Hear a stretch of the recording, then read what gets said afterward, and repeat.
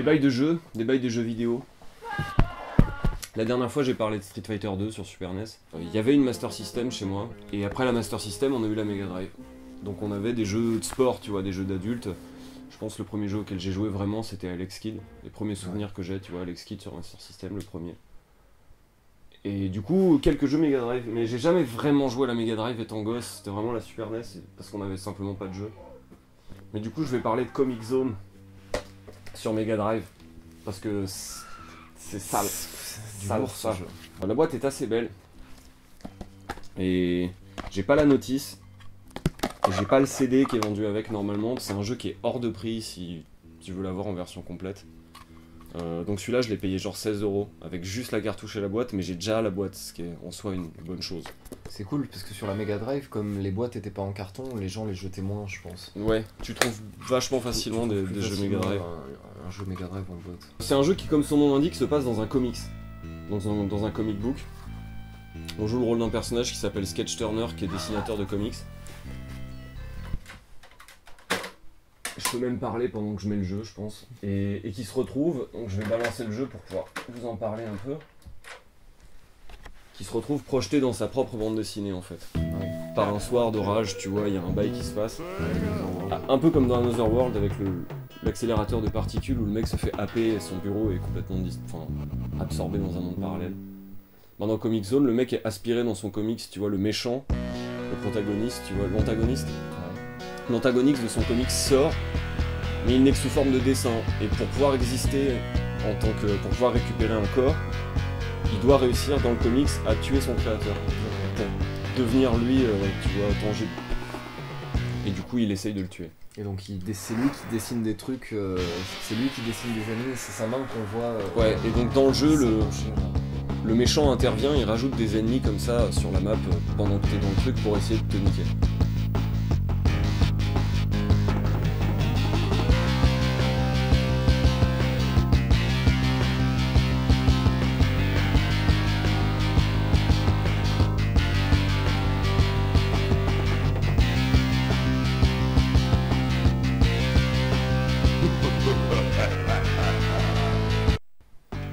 Petite particularité, j'ai ici des manettes de Mega Drive qui sont des manettes originales de Mega Drive, donc à 3 boutons parce qu'il y avait 3 boutons sur ces putains de manettes, ce qui a quand même posé beaucoup de problèmes pour certains jeux. Et comme la boîte le précise, c'est un jeu qui nécessite une manette à 6 boutons. Ils le disent. Tu peux y jouer à 3 boutons. Le troisième bouton en fait te servira de bouton pour switcher les icônes de ton inventaire. Et le fait est que là, j'ai une manette de 6 boutons, en fait les 3 objets qui sont en haut dans l'inventaire sont directement accessibles par les 3 touches supérieures, ce qui rend le jeu beaucoup plus facile, et du coup cette touche là, qui normalement sert à utiliser l'inventaire, te sert à te défendre, tu peux parer les coups des ennemis dans le jeu, ce qui devient vachement pratique parce que du coup avec cette manette tu n'as pas l'option de parer les coups, ça part automatiquement quand tu fais rien. C'est un investissement de 5 $ que vous pouvez faire sur AliExpress, genre juste il faut ça. Donc là tu vois j'apparais dans la BD comme ça, et Cash, la meuf te parle, elle t'explique, tu vois, la situation, elle t'explique qu'elle est dans un groupe, tu vois, de protection des couilles. Donc t'es projeté dans un univers post-apo comme ça, et tu progresses dans le jeu en passant de case en case. Plutôt que de passer des écrans comme ça, comme dans un jeu vidéo classique, tu passes d'une case de comics à une autre. Particularité assez folle de ce jeu, c'est le nombre de coups qui sont disponibles pour se battre. C'est pas juste un beat'em all, c'est un peu hybride entre le combat, le beat'em all et la plateforme, dans le sens où il y a des coups spéciaux, il y a des petits combos automatiques dans le jeu, si on enchaîne certains coups. Il y a des petits coups spéciaux comme celui-là. Tu peux faire une charge avec l'épaule, comme ça aussi, ça te permet de casser des trucs. Là, on voit le type qui dessine les comics, c'est vraiment super cool. Donc tu peux faire des bails de coups. Il en fait revenir un autre, simplement, il en remet un. Donc voilà, tu peux te battre avec les mecs. Tu peux aussi utiliser des objets de ton inventaire pour te battre contre eux. Donc là j'ai un couteau, je vais vous montrer le couteau. C'est plutôt cool. Ça fait l'équivalent d'un combo en fait quand tu utilises une arme contre eux. Ce qui est assez ouf dans le jeu pour l'époque, c'est qu'il y a des chemins alternatifs. Donc en fait dans chaque niveau, t'as des aiguillages. Et tu peux choisir donc de progresser selon des niveaux, enfin des passages que tu préfères ou pas. Donc là je sais comment le faire, mais en vrai il y a une douche d'égout Et on peut pas accéder à la case d'en dessous tant qu'on n'a pas défoncé la bouche d'égout. Il a un acolyte, c'est son rat qui s'appelle Roadkill. Et donc il y a des endroits pour le récupérer dans chaque niveau. Tu peux le perdre, il peut mourir Roadkill. Auquel cas tu peux le retrouver dans un niveau après, mais ça te fout dans la merde de pas l'avoir. Il est quand même vachement pratique. Je vais parler un peu du rat après. Il y a un peu des phases de genre de puzzle, des petites énigmes super simples à base de leviers et de trucs à pousser. Et donc voilà, là on se retrouve dans des endroits comme ça où il faut péter des trucs pour pouvoir débloquer son passage. Il y a des ennemis qui sortent des barils et tout. Même c'est d'une originalité, t'as jamais vu un jeu comme ça quoi. Bah, c'est un des rares jeux avec un style graphique vraiment très poussé à l'époque. Dans le genre, t'as aussi Super Mario World 2 avec son délire de pastel et tous ces graphismes. Enfin, ça précède le cel shading et c'est carrément cartoon. Et voilà, c'est du comic book pur. Donc c'est un vrai produit des années 90 ce jeu. C'est ambiance, le son un peu grunge de la Mega Drive avec cette ligne de basse super sale et que des arrangements à la guitare. Là, je sais pas si vous avez remarqué, j'ai utilisé le rat pour aller chercher un objet dans le décor. C'est-à-dire que le rat, quand on le pose dans certaines cases, il peut gratter le papier et trouver des objets cachés. Donc il sert à ça en fait. Donc il y a plein d'items qui sont cachés dans les niveaux, à certains endroits, que le rat te débloque. Que tu peux pas avoir autrement. Donc là, on peut même se battre. Quand on est accroché, il y a des coups différents qui se débloquent. Je peux taper vers le bas, je peux taper vers l'avant, et je peux même taper des deux côtés en même temps. Donc il y a vraiment beaucoup de coups dans ce jeu.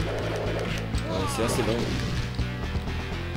Genre je peux avancer en faisant des coups de pied bas, mais je peux aussi faire des coups de pied haut, tu vois. Tu vois, j'ai une garde basse et une garde haute. Et ça te fait des combos différents. Ça c'est assez dingue.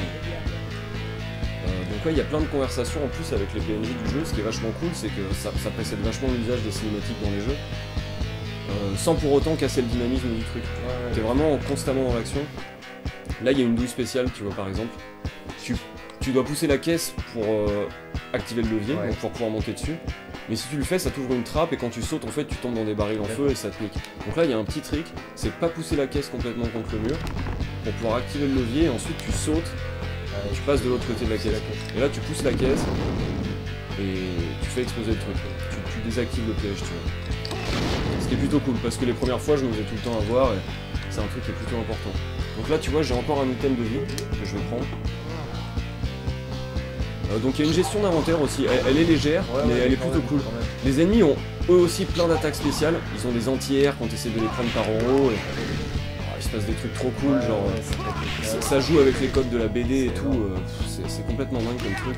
Enfin le délire, la musique plus les graphismes. Le passage d'un écran d'un tableau à l'autre comme ça, d'une case à l'autre. Ouais, quand les marches se déchirent, ouais, il y a un game-film qui est cool pour avoir testé vite fait hier, il y a quand même, c'est agréable, t'es chaud de taper dans les trucs. Il y a un côté beat'em pour ça quand même. Ouais. Tu vois, alors là, attention, par exemple, tu vois, c'est un jeu très dur. C'est-à-dire que t'as qu'une seule vie pour finir le jeu. Si je tombe dans ce trou, c'est game over. Ah ouais, t'as pas trop. T'as une vie pour finir le jeu. Et de temps en temps, avec des critères qui sont pas tout à fait clairs, quand tu meurs, le méchant, il se retrouve sur le bureau de sketch à dire c'était trop facile, tiens, je vais lui donner encore une chance. Mais des fois, tu joues super bien, tu te dis tiens, je meurs, je vais avoir un continue, et tu l'as pas. Et tu peux en avoir jusqu'à 2 si tu meurs pas 2 fois dans le même niveau. Dans le jeu, il y a certains endroits où tu peux péter en fait. C'est aléatoire quand tu te baisses, en fait tu peux juste des fois te baisser une fois et tu pètes, mais en fait tu peux aussi le provoquer en te baissant beaucoup. Donc là il y a une porte par exemple, tu pourrais la défoncer en donnant des coups dedans, mais en fait chaque coup que tu donnes dans le jeu te fait baisser ta vie. Ah d'accord, tous. Donc comme t'as qu'une seule vie, c'est tous tes coups, même tout, de base. Quasiment tous les coups. Okay. Donc c'est hyper important de se dire, ok, là j'ai la possibilité de soit de perdre la vie et d'avancer en cassant la porte, soit tu utilises ton rat, tu poses le rat, boum. Okay. Et là il y a de la dynamite. Et cette dynamite va te permettre de faire exploser la porte sans toucher à ta barre de vie. On n'a pas besoin plus tard. Voilà. Non mais c'est beaucoup plus judicieux de l'utiliser maintenant. Tu peux la garder si tu veux et défoncer la porte. Tu peux jouer un peu comme tu veux. J'aurais fait ça. Là par exemple, tu vois, je me précipite à droite, je lance le rat pour qu'il active ce truc assez vite. Il active les interrupteurs pour arrêter la ventilation. Parce que si un ennemi me pousse dedans pendant que ça tourne, ça me nique, tu vois. Donc je préfère le casser maintenant. Merde. Là, je dois défoncer ses œufs avant que les ennemis en sortent. Et je récupère mon rat parce que les ennemis peuvent le tuer s'il traîne un peu trop sur lui. Donc il faut... Et tu peux perdre ton rat pour le niveau, c'est très chiant. Sachant que t'en as vraiment besoin pour trouver des items de vie cachés et tout ça.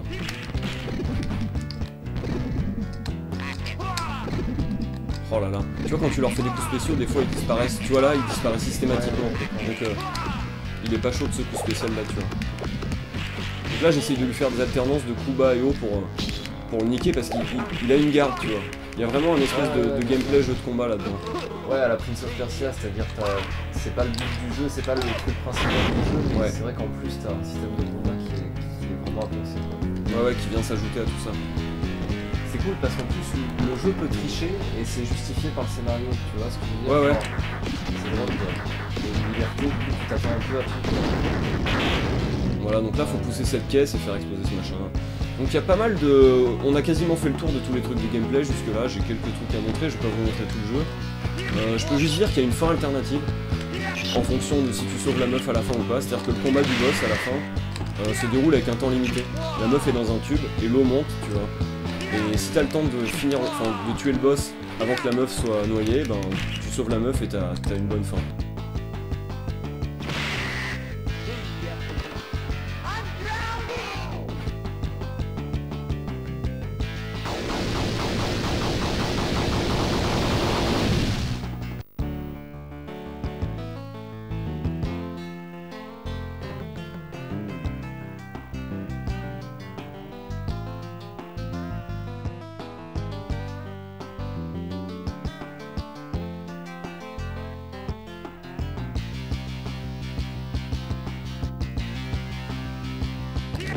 Tu peux très bien pas avoir le temps et c'est assez même dur d'avoir le temps, mais tu peux y arriver. Bien sûr, si t'es chaud de finir le jeu en une vie, donc ça nécessite de connaître le jeu par cœur déjà, de s'être un peu entraîné. Petit item là, tu vois. Là, il y a cet ennemi en bas, tu vois, qui tire des ressorts. Et il peut même le jeter contre le mur, ce ressort, et le truc rebondit contre le mur et te retouche derrière en fait. Il y a vraiment des variantes, tu vois, avec les ennemis. Leur faire des coups spéciaux, ça les défonce par contre. Quand t'arrives à les avoir. Boum. Voilà, donc ça se passe assez bien. Là j'ai pris un chemin que je connais parce que c'est un chemin que je sais être assez agréable. Tu vois, t'as des petits ennemis. Il y en a qu'un valide ou il y en a plusieurs valides? Ah, ils sont tous valides. Ils sont tous valides, seulement il y en a qui te donnent des combinaisons d'ennemis qui sont peut-être un peu dures, avec des endroits avec pas de power-up, alors que je sais qu'il y a des endroits où si je passe, il y a des cases cachées avec des petits bonus de vie, tout ça. Là par exemple j'ai pas de bonus de vie et dans 2 cases il y a le boss, tu vois. Mais j'ai encore une dynamite et un couteau, donc là évidemment il se passe plein de trucs, donc je vous laisse lire le texte si vous êtes chaud de suivre un peu l'histoire. Tu te retrouves dans un truc où les genres d'extraterrestres, enfin les mutants qui vivent là font pousser, tu vois, leur progéniture. Donc là le but c'est de les niquer le plus vite possible parce que sinon ils pop régulièrement et faut surtout pas te retrouver oppressé par ces mecs parce que c'est pas bon. Il y a un bestiaire de ouf quand même, c'est cool. Les designs sont plutôt cool, hein. Enfin c'est vraiment... Il y a de la variété. Les créateurs du jeu disent qu'ils se sont inspirés des comics Dark Horse de l'époque. D'accord. Il y a plein de trucs qui ont été publiés chez Dark Horse Comics, notamment Cadillacs and Dinosaurs, je crois. Des trucs un peu alternatifs américains, super cool. C'est qui a édité ça? C'est Sega, c'est un pur jeu Sega. C'est un produit Sega américain en fait. Donc exclu Mega Drive. Donc c'est un jeu licencié par Sega, exclu Mega Drive. Une bonne raison d'avoir un Mega Drive. C'est un des meilleurs jeux de la Mega Drive. Il y a des prises aussi. Tu peux les attraper les ennemis. Ça c'est un élément de gameplay que j'ai découvert très tard. Mais tu peux choper les ennemis. Donc là je suis un peu faible en vie, tu vois. Mais bon. Ouais, je sais où sont les bails. Je le fais pas dans les cases où il n'y a pas de truc parce que je sais clairement que j'ai pas le temps. Et là, si tu le lances dans une case où il n'y a rien, il fait rien, genre il tourne en rond jusqu'à ce que tu le ramasses. Non, bien sûr. Là par exemple, tu peux le tenter à chaque case. Tu peux le tenter à chaque fois, si t'es pas sûr, et c'est ce que tu fais les premières fois. Il y a un truc assez intéressant dans le jeu, c'est que la gestion de l'inventaire est pas complètement débile. Là j'ai 3 objets, je vais quand même pouvoir ramasser mon truc de vie, tu vois. C'est pas un jeu. Il le consomme tout de suite. Genre. Il va pas m'en supprimer un. Non, il va pas le consommer tout de suite, il va juste en poser un autre à la place. D'accord. Et ça c'est vraiment super cool, c'est-à-dire que là tu vois, je prends mon truc de vie, et je repars avec ma dynamite, au calme. J'ai encore mon couteau et tout. Donc là il y a le boss. Alors les boss dans ce jeu, ils ont tous des techniques. Alors soit tu peux le battre comme ça, t'évites ses patterns et... Voilà, je me fais défoncer. T'évites ses patterns et tu le tapes. Ouais. Mais t'as aussi la possibilité... Il y a des moments où il a un peu plus mal, et là, à ce moment-là, tu peux passer par-dessus lui en roulade. Il allume ce baril. Et là, tu le défonces. Et là, tu le défonces. Et ça, j'ai mis du temps à le... Vraiment du temps à le trouver. Et là, tu démontes le boss en one-shot, comme ça. J'aurais aussi pu mettre la dynamite. J'aurais pu mettre la dynamite pour qu'il ait super mal et rouler dessous, tu vois aussi. Ouais, d'accord. Voilà. Mais ça, c'est des petits trucs alternatifs. Il y a des boss comme ça qui peuvent se... Il y a plusieurs boss dans le jeu que tu peux battre comme ça. Ok. Sinon, il est pas très dur, hein, mais c'est bien de le savoir. C'est à la fin du jeu que tu finis ce truc-là. Du coup, il y a un... Ouais. Il y a 6 niveaux dans le jeu, et en fait, c'est 3 niveaux de 2 pages chacune. Je sais pas si t'as remarqué, entre la première et la deuxième page, ma vie ne s'est pas remplie. Non, ouais, c'est... Mais là, ma vie va se remplir. Là, je suis arrivé au deuxième niveau, et c'est le moment où les mecs sont... Là, ils te filent cache le rat, tu vois. Parce que c'est le début du niveau et t'en as besoin. Et tu peux te dire, il est déjà dans cette case, va pas y avoir d'objet. C'est assez faux. Il faut vraiment penser à utiliser le rat tout le temps. Et là, il te file cet objet qui apparaît pour la première fois dans le jeu, qui te permet en fait de te transformer en super-héros et de faire un super coup qui tue les ennemis en one-shot. Donc à partir de là, t'as ce pouvoir, parce que tu commences à... Là, t'as des types qui deviennent, des ennemis qui deviennent assez puissants avec des coups spéciaux. Je vais laisser un peu le mec faire des patterns. Il peut tirer des boules en bas et en haut, à la Sagat, tu vois. Il peut monter sur son bâton et rebondir à la Yoshimitsu, tu vois, sur son épée. Et il a beaucoup d'attaques, lui, il a vraiment beaucoup de patterns, mais tu perds pas trop de temps avec lui. Voilà. Parce qu'il y en a deux en fait. Donc normalement tu utilises ton pouvoir sur un des deux parce qu'il te bouffe beaucoup de vie. Ils sont vraiment chauds. Eux ils aiment pas les spéciaux à répétition. Si tu les prends assez bien, tu peux leur faire assez mal. Genre quand ils se relèvent, si tu peux en enchaîner 3, t'en enchaînes 3. Et tu peux l'avoir comme ça. Il est super chiant celui-là. T'as vu, il y a des objets au premier plan et tout, c'est assez joli. Cool. Mais ils sont pas venus présents non plus. Non. Moi j'ai joué à Legend il y a pas longtemps, c'est un beat'em all sur la SNES, je sais pas si tu vois. J'y ai joué un peu, mais... Et genre il y a des phases entières avec des trucs au premier plan qui te gâchent la vue, c'est juste... Ouais, ok. Là tu vois, t'as ces 3 caisses, tu peux directement passer en dessous. Mais la caisse d'au-dessus n'explose pas, donc ça veut dire qu'il y a un objet dedans. Ouais. Mais tu vas regarder, chaque fois que je vais donner un coup dedans, ma vie baisse.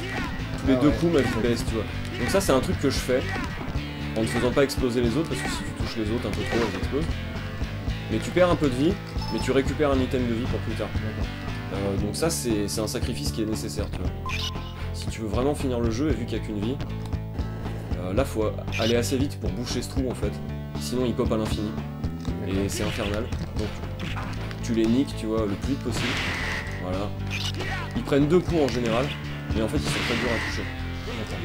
Des fois ils te touchent avec leur dard et... En épée c'est pas ça. Là tu vois, je perds de la vie à chaque fois. À chaque fois que je touche un objet comme ça, je perds de la vie à fond. Et t'es obligé de le faire. Et c'est plus efficace le dash là pour Ouais. Ouais, t'es obligé. Là tu vois, t'as encore une barrière. Alors à moins qu'il y ait un truc pour l'ouvrir que j'ai pas trouvé, il faut taper dedans. Si je suis trop près, elle me fait carrément du mal parce que c'est un truc avec des pics. Donc genre si je la touche, là tu vois je l'ai touché en bas, je me suis fait mal. Donc là j'ai vraiment perdu de la vie, tu vois. Donc si j'ai pas l'item avant, c'est mort. Le jeu te force à utiliser des petites techniques du gameplay assez régulièrement. Là t'es obligé, tu vois, de pousser les caisses. Tu pourrais passer par-dessus, hein. Éviter les boules et aller donner des coups à l'ennemi, tu vois. Mais tu peux aussi avancer à couvert, comme ça pousser les caisses, te mettre à une distance le plus loin possible pour les faire péter. Alors que tu peux encore les toucher, tu vois. Qu'elles explosent, mais sans te faire mal. Et c'est vraiment, au pixel près, tu vois, là par exemple. Voilà, là t'arrives là. Et tu peux les niquer assez vite. Il y a des petites techniques pour chaque ennemi. Et là, tu vois, je pourrais descendre directement, mais en fait non. Parce que là, petite case cachée, tu vois. Et en fait, là, voilà. Et là, il va y avoir un combat spécial avec plusieurs ennemis qui vont s'enchaîner. Et du coup, si tu descends, tu tombes directement dans l'arène. Et si tu passes par là, tu peux récupérer de la vie. Un super point. Je prends pas le couteau. Ah ouais Parce que je préfère garder mon rat et avoir le super pouvoir. Oui, j'ai pas besoin de la vie maintenant, donc je vais pas juste bouffer mon... Je prendrais la vie pour avoir le couteau, mais... Mais voilà. Elle remonte toute ta vie, la Non, feuille de vie non. Justement. C'est vraiment important de la garder parce que là cette partie du niveau est très dure. Là, il y a un bon dialogue, tu vois. Il lui explique, tu vois, il y a des petits PNJ derrière. Lui... Là, en fait, là, il y en a deux à l'écran. Je l'ai mal montré, mais je sais, il y en a deux. C'est le seul moment où il y a deux ennemis qui pop en même temps, donc là, tu chopes les deux, et t'es OP pour le reste. T'essayes de pas trop te faire toucher parce qu'on a un max à la suite. Tu vois, il aime pas ce coup spécial. Tu vois, il a un anti-air. Si t'essayes de passer au-dessus, ils en ont tous. Ils ont même des coups spéciaux. Genre, il peut faire une espèce de tout pied au sol avec ses deux armes, et il te défonce.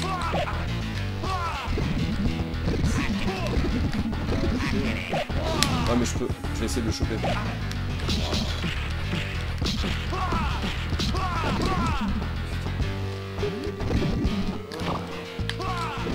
Bon là j'ai fait le con avec la vie, j'ai essayé de le... Ton rat, il peut pas se battre?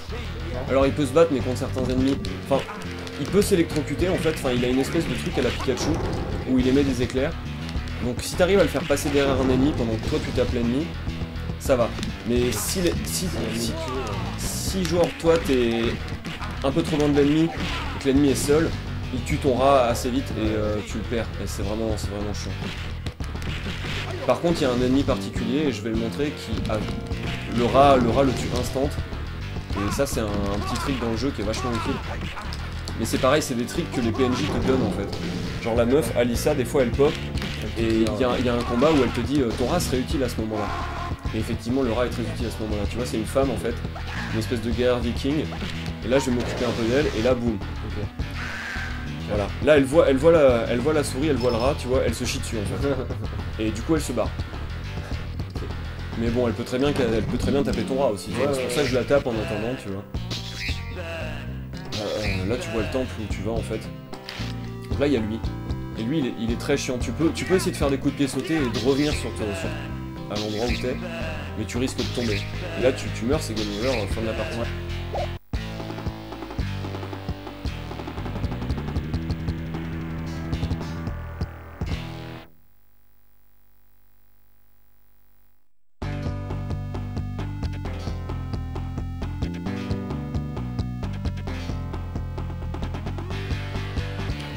Tu peux en fait, en restant appuyé sur le bouton de coup de poing, arracher un morceau de la case, faire un avion, et en fait au moment où l'avion revient, il chope l'ennemi et ça le tue instant. Mais par contre, tu peux voir que quand je le fais, ma barre de vie elle descend à donf. Donc en fait ça te fatigue. Et si tu te fais toucher par ton avion, tu prends cher aussi. Okay. Donc ça c'est un coup qui est un peu à double tranchant. Mais à ce moment-là, pour ce PNJ, c'est le truc le plus utile. Les prises, j'ai pas trop pu montrer les prises, je vais essayer de faire une prise à ce mec. Voilà, et en fait tu peux les choper, soit tu les chopes et tu leur fais un coup de pied ciseaux si t'avances, soit tu te retournes et tu le jettes. Donc c'est plutôt cool de les prendre en ciseaux comme ça parce que ça leur fait bien mal. T'as vu, tu peux entamer sur un coup de pied sauté pour, tu vois, enchaîner avec des coups de pied au sol. Il y a plein de trucs qui s'enchaînent en combo, enfin c'est vraiment la folie. Voilà. Pour moi c'est un jeu exceptionnel qui... Ah ouais, c'est dingue. Le gameplay est fou, le level design il est optimal. Je pense c'est essentiel à chaque collection de jeux Mega Drive. Si t'as une Mega Drive, tu dois avoir ce jeu. Il est un peu cher, il est un peu dur à trouver. Mais vraiment, enfin, exclu Mega Drive, vraiment 6 boutons, tout ça au top, vraiment le jeu qui est bien fait. Un jeu Sega, il est sur Steam, tu peux l'avoir sur PC, c'est une émulation de la version Mega Drive. Mais tu peux l'avoir à peu près sur tout. Il est sur le live de la Xbox, il est sur PS3, il est sur WiiWare, donc c'est un jeu, vous pouvez l'avoir facilement, vous pouvez l'émuler, vous pouvez faire ce que vous voulez, mais faut jouer à ce truc.